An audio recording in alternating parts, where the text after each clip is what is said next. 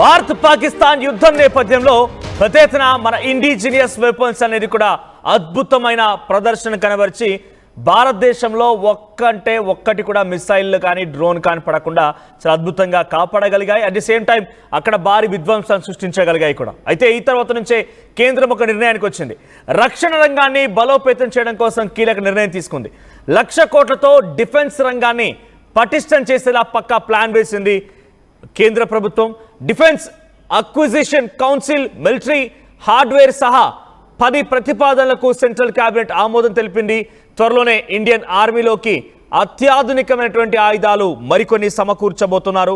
So దీని ద్వారా రక్షణ రంగం మరింత బలోపేతం కాబోతోంది. ఇండిజీనియస్ వెపన్స్ పైన మరింతగా దృష్టి సారించే అవకాశం కనబడుతోంది.